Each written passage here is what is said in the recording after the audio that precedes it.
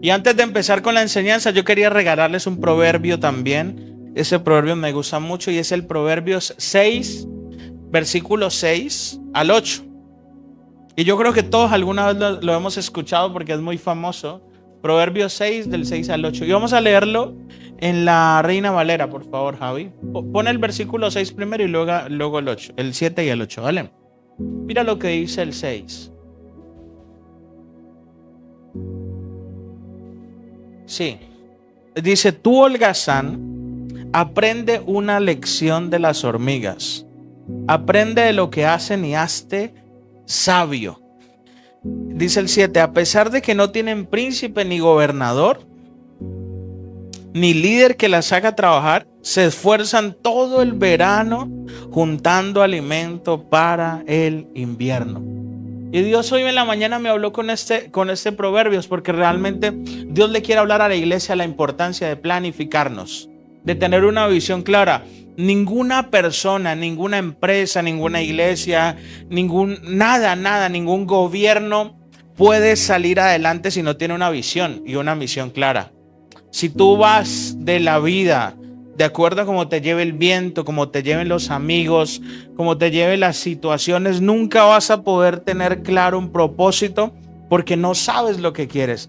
Y me encanta porque dice el proverbio, tú, holgazán, dice así, nos trata un poco de perezoso. Aprendamos de las hormigas. Y dice el 8, se esfuerzan todo el verano juntando alimento para el invierno. Y el verano no solo es una época del año, sino que el verano también son tiempos donde podemos explotar todo lo que nos da la tierra. Y todos en algunos momentos tenemos buenos veranos, momentos donde podemos percibir dineros de unos empleos, tener ideas creativas y que nos vaya bien. Mi verano con Dayana, por ejemplo, era la época de fin de curso en Colombia de los niños, porque nosotros éramos fotógrafos y tomamos fotos a todos los niños de los colegios y le hacíamos los mosaicos, que son esas cosas que se llevan los niños para casa, y hacíamos, no sé, 500, 1000, 2000 mosaicos, ya no recuerdo cuántos, y entonces era algo muy importante para nuestra economía. Y aquí, por ejemplo, cuando llegué a España, aquí se celebra algo que es el Día de los Santos, ¿no? El 1 de noviembre, y tengo un amigo que tiene una floristería y ese día él me contaba que recogía todo el dinero para pagar las cosas que lo sostenían durante todo el año. A todos nosotros Dios nos ha dado un verano bueno donde podemos trabajar, hablar y recoger para el invierno. Y yo creo que es fundamental que la visión de nosotros y los planes que tengamos identificados nuestro verano y en qué momento podemos aprovechar esas oportunidades para guardar para cuando venga el invierno. Amén. Y les iba a contar acerca de una historia y el título de esta prédica de hoy, si lo puedes poner, Javi, ahí, que lo hicimos, se llama Hardware sin Software. Es un título súper diferente y ahí tenemos a Jonás con el pez así. Bueno, el pez era gigante, ¿vale? Esa es solo una descripción. Y el título es Hardware sin Software. Y les voy a poner en contexto. Nosotros con Dayan, aparte de fotógrafos y de todo lo que hacíamos, teníamos una empresa que también se dedicaba al mantenimiento de ordenadores. Le hacíamos mantenimiento a personas y a empresas.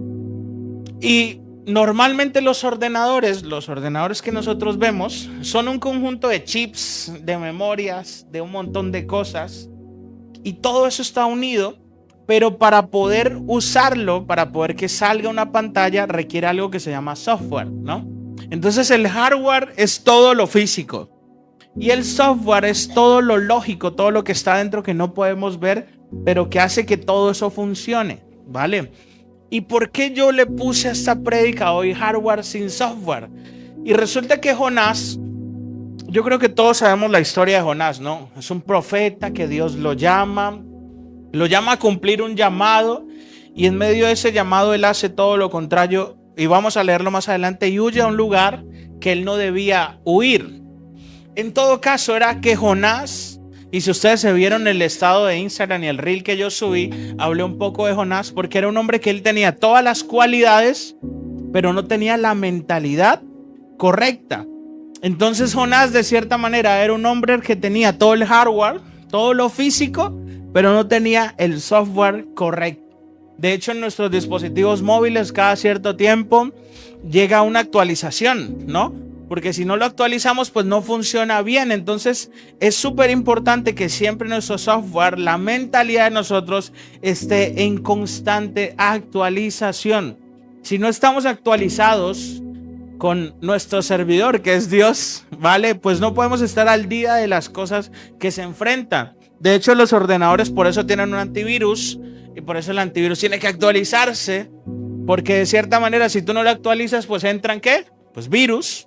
Pues lo mismo pasa con nosotros y nuestro software. Nuestra vida espiritual no está conectada con Dios, no está actualizada, pues lo que va a pasar es que van a empezar a entrar virus en nosotros. Así es la palabra de Dios.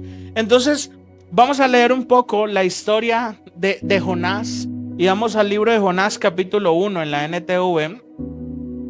Y luego de eso yo les voy a dar unas enseñanzas porque quiero hablar hoy acerca del descenso espiritual de Jonás.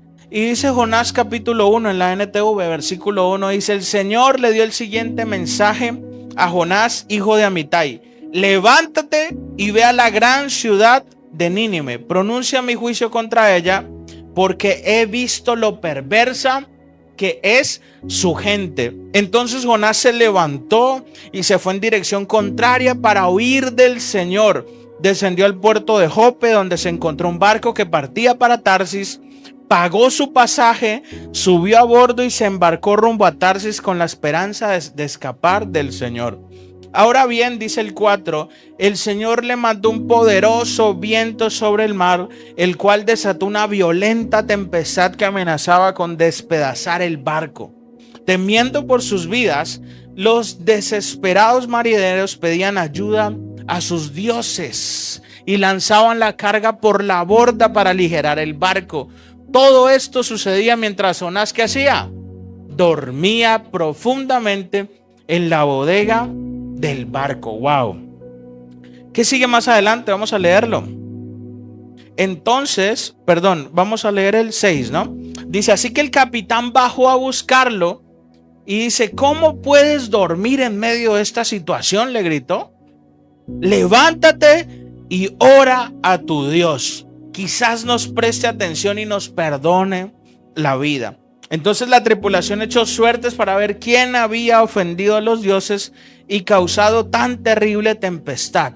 Y cuando lo hicieron, la suerte señaló a Jonás como el culpable. Así que los marineros le reclamaron: ¿por qué nos ha venido tan espantosa tormenta? ¿Quién eres? ¿En qué trabajas? ¿De qué país eres? ¿Y cuál es tu nacionalidad? Y él respondió: soy hebreo y temo al Señor Dios del cielo, quien hizo el mar y la tierra. Y los marineros se aterraron al escuchar esto, porque Jonás ya les había contado que huía del Señor. ¡Ay, por qué lo hiciste!, gimieron. Como la tormenta seguía empeorando, le preguntaron: ¿qué debemos hacer contigo para detener la tempestad? Y él dice: échenme al mar y volverá la calma. Yo sé que soy el único culpable de esta terrible tormenta. Sin embargo, los marineros remaron con más fuerza para llevar el barco a tierra, pero la tempestad era tan violenta que no lo lograron. Entonces clamaron al Señor, Dios de Jonás: oh Señor, le rogaron, no nos dejes morir por el pecado de este hombre y no nos hagas responsable de su muerte. Oh Señor, has enviado esta tormenta sobre él y solo tú sabes por qué. Entonces los marineros tomaron a Jonás y lo lanzaron al mar embravecido, y al instante se detuvo la tempestad. Los marineros quedaron asombrados por el poder del Señor y le ofrecieron un sacrificio y prometieron servirle. Entre tanto, el Señor había provisto que un gran pez se tragara a Jonás, y Jonás estuvo del pez durante 3 días y 3 noches. Amén. Y esa historia es maravillosa, la hemos leído muchas veces, nos las han contado en la escuela dominical. Y lo que yo puedo ver en esta historia, y lo primero que pasa con Jonás, es que después de que Dios le llama, él empieza a descender. O sea, él empieza a tener una decadencia espiritual. Y lo que yo noté aquí es que la historia de Jonás de cierta manera simplifica el famoso dicho de toqué fondo y Dios me levantó. ¿Cuántos alguna vez han escuchado esa palabra o han vivido eso? Yo creo que todos en algún momento hemos tocado fondo.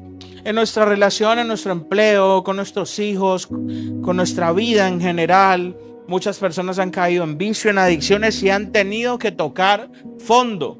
Y Jonás, de cierta manera, también tocó fondo en su vida porque él estaba descendiendo a ese abismo. Lo primero que él hace, dice la Biblia, es descender a Jope. Jope era una ciudad costera muy importante en Israel. Jope era uno de los puertos marítimos más importantes de Israel. Y este hombre va y desciende a Jope. Y en Jope lo que hace es tomar un barco para huir de su propósito. Para que se hagan una idea, él estaba en Israel. Y Dios lo manda a Nínive, más o menos a 900 kilómetros. Nínive quedaba en Asiria en su época, y era un país vecino. Y Tarsis, que era el lugar donde él compró los tiquetes de barco, quedan donde hoy es España, al sur del país. Aquí es donde quedaba Tarsis, ¿vale? Y este hombre, en vez de ir 900 kilómetros donde Dios lo había mandado, prefiere huir a 4000 kilómetros de distancia. Es decir, 4 veces y media más de lo que Dios le había ordenado. Y yo me puse a pensar, ¿por qué razón Jonás le huyó a su propósito? O sea, ¿qué fue lo que sucedió con él, no? Porque cuando nos predican esa historia, nosotros creemos que Jonás era un hombre desobediente, sí porque sí. Pero nunca nos podemos saber qué era lo que él pensaba. Y pasa que en la iglesia nosotros tenemos gente que nos ha acompañado en algún momento, gente que ha venido a buscar de Dios y por alguna razón se desconecta de Dios o vuelve atrás, ¿no? Y siempre los decimos como que, ay, este incrédulo, o este por qué se volvió para atrás, o este por qué dejó de congregarse, pero nunca pensamos qué es lo que pasa en su mente. Y por eso yo les hablaba de hardware sin software. ¿Qué es lo que está pasando en la mente de las personas que se hacen que se desconecten de Dios? Y según lo que yo puedo ver en la palabra de Dios, era que Jonás tenía una herencia cultural infundada en su interior. Para que se hagan una idea, los asirios eran un pueblo súper violento, era un pueblo que había vivido en constante guerra hasta el día de hoy. Los sirios, Siria, es el que está en pelea con Israel.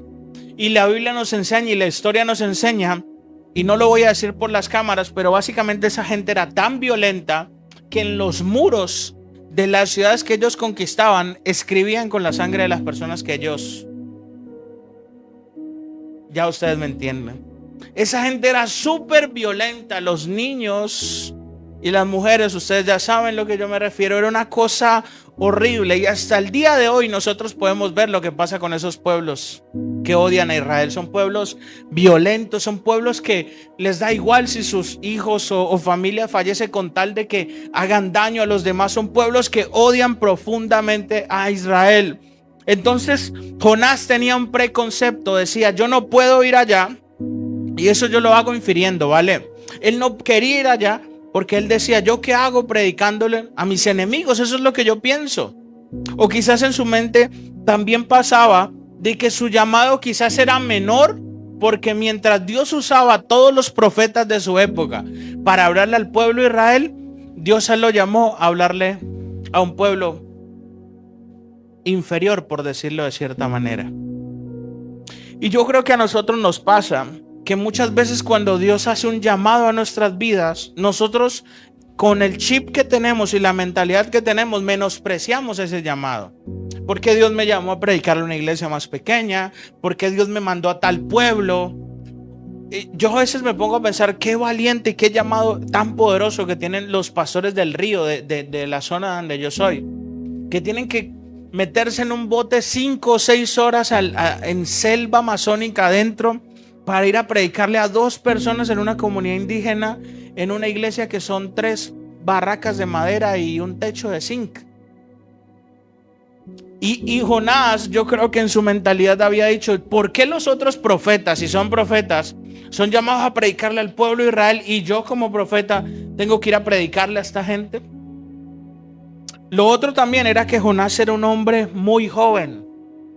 O sea, entendemos de que Jonás no era un hombre maduro, era un hombre que estaba solo porque no tenía ni esposa. Agarró y dijo, no, yo me voy de aquí. Entonces nos enseña también que parte de la juventud y de la inmadurez lo hizo también el huir porque no tenía la mentalidad en tierra firme para saber qué era el llamado que Dios le había hecho en su vida. Y haciendo ya ese análisis y entendiendo quién era Jonás, el tipo de hombre que era un poco dejado, como decimos en Colombia, un poco letargado en sus acciones, podemos ya encontrar la respuesta por qué él huyó del llamado que Dios le había hecho. Es decir, que Jonás no huyó porque quería, sino que todo lo que él era fue el resultado para que él huyera. Y a veces pasa que la gente que nos rodea o nuestra familia o cómo se comporta nuestro esposo, nuestra esposa o cómo se comportan nuestros hijos no son porque ellos son así, sino es el resultado de todo lo que ellos han vivido que los ha llevado a que ellos se comporten de esa manera. Un esposo que no es amoroso no es el resultado de un día para otro, es el resultado de quizás abandono, quizás falta de honra, quizás falta de que la esposa quizás le enseñe o viceversa. Unos hijos groseros, unos hijos que no amen a Dios, unos hijos que no oren, quizás son el resultado de nunca haber visto orar a sus padres. Y eso era lo que pasaba con Jonás. Él tenía una mentalidad de una cultura que lo diseñó de esa manera. Y por eso vemos de que no solo él huyó, no solo era un cobarde, sino que la suma de todo lo que él era y todo su entorno lo llevó a que él tomara esa decisión.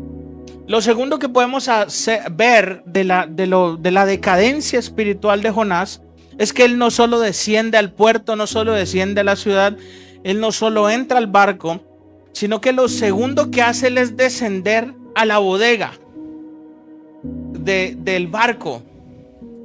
Y yo anoté aquí, lo segundo que hace en medio de la tormenta es descender a la bodega del barco. Y mientras plácidamente dormía, los inconversos, la gente que lo rodeaba, oraban. Mal, pero oraban.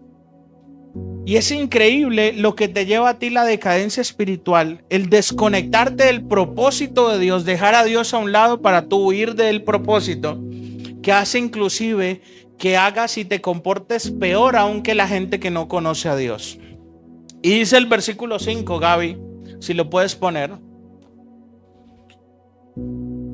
Mira, dice, temiendo por sus vidas, está hablando de la gente que lo rodeaba, dice, los desesperados marineros pedían ayuda a sus dioses y lanzaban la carga por la borda para aligerar el barco. Todo esto sucedía mientras Jonás dormía profundamente en la bodega del barco. Jonás era un hombre de Dios, era un profeta de Dios. Él sabía que estaban pasando por una tormenta. Él sabía que era por su culpa y él prefirió dormirse. Y la gente que no conocía a Dios, la gente que no sabía quizás de planes, de propósitos, de visión, de misión, la gente que no tenía ni idea de nada, estaba haciendo lo que fuera necesario para poder preservar su vida. Esta gente quizás estaba orando a sus dioses y quizás estaban buscando una solución natural y era aligerar la carga del barco, pero estaban haciendo algo. Y yo le digo al pueblo cristiano, ¿cómo es posible que hay gente que no conoce a Dios en situaciones duras donde es más efectivo que gente que conoce a Dios? Yo conozco cristianos que están dormidos en el camarote esperando que les llegue un trabajo del cielo y gente inconversa que todos los días se levanta a las 6 de la mañana a buscar un empleo. ¿Cómo es posible que pase eso? Conozco gente de Dios que está esperando que Dios le resuelva su deuda y conozco gente inconversa que se está parando temprano a trabajar, a salir adelante, a buscar las oportunidades de negocio. La diferencia y el instinto de supervivencia debería ser mayor en los hijos de Dios y no en la gente del mundo. Jonás se notaba que no tenía ninguna gota de espíritu de supervivencia porque la crisis estaba sobre su cabeza y él solo dormía. Y la gente que quizás no conocía a Dios estaba trabajando para no perecer. Y es importante saber de que cuando tú te desconectas de Dios, cuando tú te desconectas de los planes de Dios, cuando tú te desconectas de la voz de Dios, van a pasar estas cosas. Te vas a quedar dormido, vas a quedarte letargado, vas a quedarte ciego ante las dificultades. Jonás se había quedado dormido. Lo otro que nosotros podemos ver más adelante es que Jonás no solo desciende a Jope, desciende al barco, desciende al camarote, sino que llega a un punto de tocar fondo.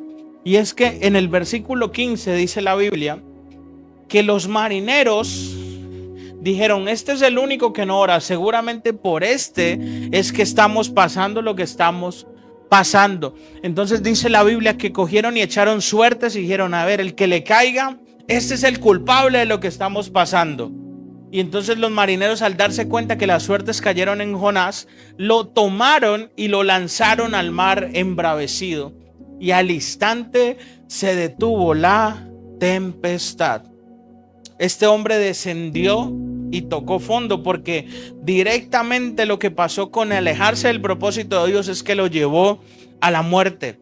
Por eso la Biblia nos enseña que la dádiva del pecado es la muerte. Este hombre no solo se desconectó de Dios, sino que todo lo que hizo fue llevarlo directamente a la muerte. Cuando lo tiraron al fondo del mar, dice la Biblia que en la misericordia de Dios un gran pez lo tragó y él permaneció en las profundidades del mar durante 3 días. En oportunidades yo creo que es necesario que todos toquemos fondo. Yo creo que una persona que no toca fondo no tiene la capacidad de poder decir: este es el punto más bajo que puedo llegar, ahora sí necesito pararme y levantarme. El propósito de Dios jamás va a ser que nosotros pasemos por esas circunstancias. Pero Dios sabe que si lo pasamos y si tocamos fondo, va a ser un método de nosotros recapacitar y decir: ¿en qué momento me metí en esta vida que yo tengo? En el capítulo 2 de Jonás, no lo vamos a leer, pero les voy a contar. Él, cuando entra en el vientre del pez, en medio del pez, él hace una reflexión, empieza a reflexionar sobre su vida, sobre lo que él había hecho, y él extiende una de las oraciones más sinceras que yo puedo encontrar en la Biblia, porque él estaba en el fondo del abismo. Yo recuerdo que una de las oraciones más hermosas que yo pude haber hecho con Dios fue efectivamente cuando estaba apartado de él, y fue cuando realmente lo necesitaba, porque en esos momentos estás vulnerable y tienes un corazón predispuesto para decirle realmente desde tu corazón cómo te sientes a Dios. Y en todo caso, para resumirle, esa oración que él hace tiene unos puntos súper importantes. Lo primero que yo puedo ver en el capítulo 2, en el versículo 7, es que lo primero que pasa después de que Moisés toca fondo es que cambia de actitud. Jonás, perdón, gracias Nuri. Yo no sé por qué siempre me confundo con Moisés. Jonás, capítulo 2, versículo 7. Quizá porque se parece, como hablan de mar. Mira lo que dice el 7. Dice: cuando la vida se me escapaba, recordé al Señor. Elevé mi oración sincera hacia ti en tu santo templo. Jonás, capítulo 2, versículo 7. Lo primero que yo puedo ver es que Jonás cambia de actitud.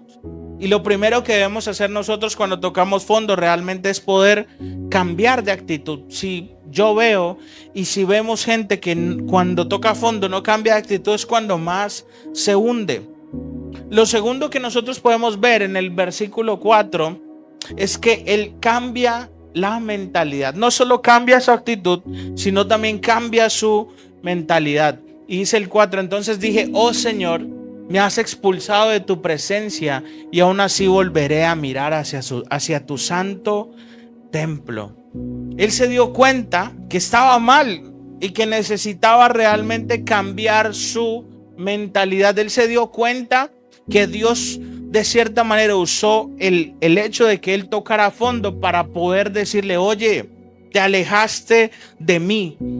Oh Señor, me has expulsado de tu presencia. Él reconoce que está alejado espiritualmente de Dios, pero también reconoce su deseo de volver a Dios, porque dice: aún así volveré hacia tu santo templo. Lo tercero que yo veo aquí es que él da una muestra de gratitud, fe y transformación. Y para eso vamos a leer el versículo 8 y 9. Mira lo que él dice. Los que rinden culto a dioses falsos le dan la espalda a todas las misericordias de Dios. Pero yo te ofreceré sacrificios con cantos de alabanza y cumpliré todas mis promesas, pues mi salvación solo viene del Señor. Me encanta esto porque de cierta manera él pone su corazón a decirle: Señor, yo te he fallado, pero hoy yo te entrego mis promesas, te entrego mi vida, te entrego mis planes. Y es una muestra no solo de ser agradecido con Dios, sino de ser alguien que se deja y permite que su vida sea transformada. Para recapitular, él mostró un cambio de actitud, mostró un cambio de mentalidad y dio una muestra de gratitud, fe y transformación. Y lo cuarto que yo puedo ver en esta historia también, en todo lo que hemos hablado hasta ahora de esto, es que cuando tú te encuentras en situaciones difíciles y te apartas de Dios y te metes con gente incorrecta, tú no solo retrasas tu propósito, sino el propósito de los demás. De cierta manera, estas personas que iban con él en la barca no tenían ni siquiera la culpa de que un hombre de Dios se metiera ahí para atrasarlos. Y yo les hablaba en ese reel que nosotros hicimos, que es que el mayor problema de Moisés, de Jonás, es que él se mete y se aleja de Dios, pero no solo afecta a su vida, sino que afecta a la vida de la gente de la barca. Gente que no tenía la culpa fue afectada porque un hombre rebelde estaba haciendo algo que Dios no le había mandado. Y eso me recuerda a algo que sucedió muy, muy profundo. Y es que a veces tú conoces gente que quieren hacer la voluntad de Dios a como dé lugar y sin querer están retrasando el propósito de las personas. Una casa que no tiene visión es una casa que nos va a salir adelante. Y para eso vamos a volver a leer el Proverbios que Nuri nos había compartido, que es el Proverbios 24-27, porque todo lo que les voy a leer está conectado. Proverbios 24-27. Antes de construir tu casa, haz tus planes y prepara los campos. Este hombre no sabía ni lo que quería ni a dónde iba a ir. Simplemente compró unos tiquetes y dijo: pues yo me largo. En Lucas 14:28, Javi, para que lo pongas, Lucas 14:28, nos dan también una enseñanza Jesús acerca de por qué es importante planificarnos. Y dice: sin embargo, no comiences sin calcular el costo. Pues ¿quién comenzaría a construir un edificio sin primero calcular el costo para ver si hay suficiente dinero para terminarlo? Y dice el 31, Javi, por favor. ¿O qué rey entraría en guerra con otro rey sin primero sentarse con sus consejeros para evaluar si su ejército de 10,000 puede vencer a los 20,000 soldados que marchan contra él? Es súper importante que cuando emprendamos algo, emprendamos sabiendo o hagamos algo siendo conscientes de las consecuencias que tienen nuestras acciones. Yo conozco gente que por avanzar en el llamado de Dios, por querer hacer algo que Dios no lo ha hecho, montan iglesias como si esto fueran negocios de panadería y luego las personas quedan tiradas porque no son consecuentes, porque los pastores no tienen el tiempo, porque no tienen la responsabilidad, o personas que tienen hijos y ni siquiera saben cómo lo van a criar. Y ni siquiera tienen ideas ni el tiempo para dedicarle a su familia y terminan siendo hogares y ministerios, empleos, empresas sin fundamento. Por eso me encanta lo que Nuri compartió hoy, porque complementa esto, y es que es importante que tengamos claro cómo avanzar y cómo tener una meta clara. Hay personas que son cabezas de su familia, que esperan que su familia viva y crezca y siga adelante en los caminos del Señor, sí, porque sí. Si tú eres cabeza de tu hogar, eres cabeza de tu familia y tú no te congregas, no esperes que tu demás familia se congregue. Si tú no tienes una visión clara para las personas que siguen tu ministerio, ¿a dónde van a ir todos? Así que es súper importante tener la visión clara. Lo otro que yo puedo ver aquí es que el pez, cuando traga a Jonás, lo devuelve al principio. O sea, Dios cuando el pez lo escupe y lo deja otra vez en el lugar, Dios no le cambia los planes, no le dice, ahora ya no vayas a Nínive, te perdono y vete a tal lado. Le vuelve a decir lo mismo. Es decir, que era el mismo mensaje antes del pez y después del pez. De nada sirve que tú le huyas a los planes de Dios, porque lo que Dios planificó para ti lo vas a tener que cumplir ahora o 40 años después, solo que con menos fuerzas. Jonás tuvo que cumplir su llamado, quizás con más hambre, con más sueño, más traumatizado de estar 3 días y 3 noches en la panza de un pez, porque lo pudo haber hecho más cómodo, pero él prefirió el camino largo. Y hay gente que le encanta primero ser revolcada en el piso para luego decir, bueno, vamos, ahora sí de verdad. Yo conocí un matrimonio que le gustaba agarrarse a trompadas y que llegue la policía y que los agarren todos para luego ya estar juntos, reconciliados y agarrados de la mano. Cuando eso se puede hacer al principio sin necesidad de eso. O cuando los padres le decían a uno, Juan, éntrate, y a la tercera ya salía la chancla voladora y el palo, y teníamos que entrar a la fuerza cuando a la primera llamada pudimos haber entrado. Era el mismo pez y la misma dirección. Era la misma dirección antes del pez y después del pez.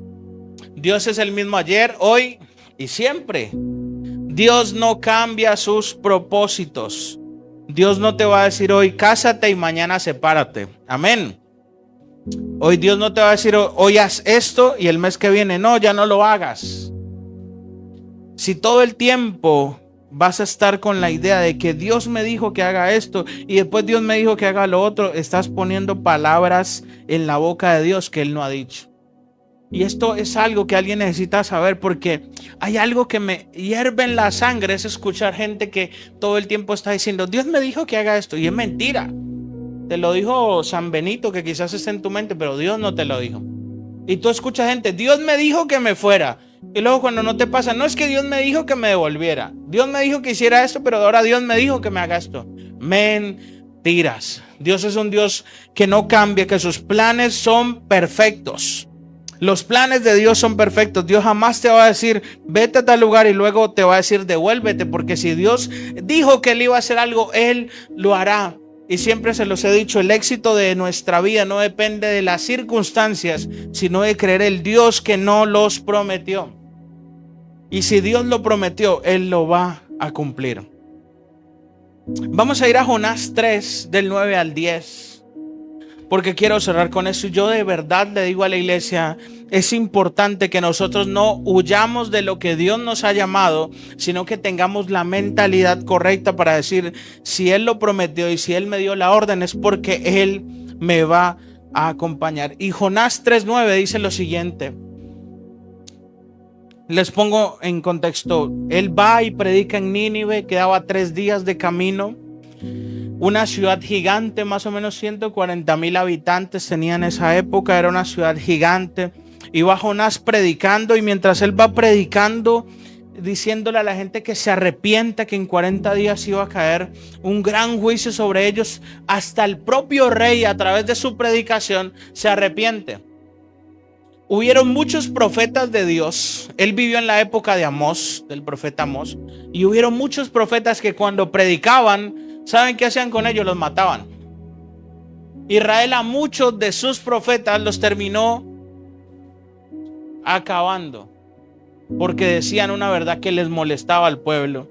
Y este hombre tenía todo el hardware y el software, porque cuando Dios lo manda va tan capacitado que conquista al pueblo para que se arrepienta. ¿Cuántas veces Dios usó profetas para que Israel se arrepintiera, para que Israel cambiara y no cambiaron? Y Dios va y coge a este hombre que nosotros lo vemos como imperfecto, como radical, como rebelde, como inmaduro, y va este hombre que lo vemos con menos cualidades que los demás profetas, pero cumple su llamado a la perfección, que la gente es tocada y es transformada, y dice que proclamaron ayuno, hasta los niños y los animales ayunaron.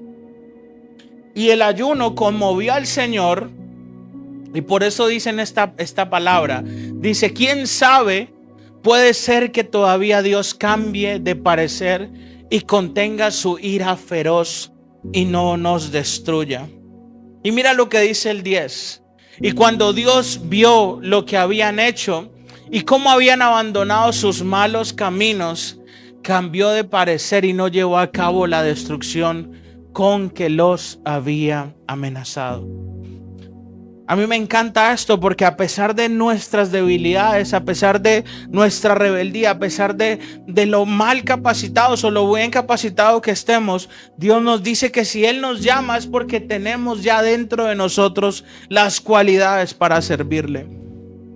Cuando Dios nos llamó, Dios no nos cogió perfectos, Dios no nos cogió con la mejor ropa. Yo creo que a muchos cuando fuimos a buscar al Señor por primera vez estábamos destruidos, llenos de pecados, llenos de ataduras. Y aún así Dios nos agarró, nos abrazó y nos limpió. Y Dios tuvo misericordia con ese pueblo que se arrepintió. Porque dice, cuando Dios vio que lo habían hecho y cómo habían abandonado sus malos caminos, cambió de parecer. Y yo le pido hoy a Dios que a la iglesia y a las personas que están buscando una oportunidad con el Señor, yo declaro y proclamo que esa gracia de Dios, que esa misericordia llega sobre sus vidas, sobre la vida de la gente que lo rodea, de sus hijos que si aún están en malos caminos, están haciendo lo incorrecto. Dios hará que su gracia sobre y abunde sobre tu vida y la de tu familia. Y Dios cambiará de parecer. Y lo que parecía que era para destrucción, Dios lo cambiará por bendición. Lo que parecía que iba a ser la perdición de tu familia, Dios hará que sea la bendición de tu familia. Tu familia, ni tú, ni los que te rodean eres lo que la gente dice que eres. Ustedes son lo que Dios dice que son. Vamos, ponte de pie, vamos a orar y darle gracias a Dios por este tiempo. Y a las personas que nos vieron, les mandamos un abrazo, que Dios los bendiga mucho y ahí nos desconectamos. Amén. Gracias, Gaby, por la transmisión.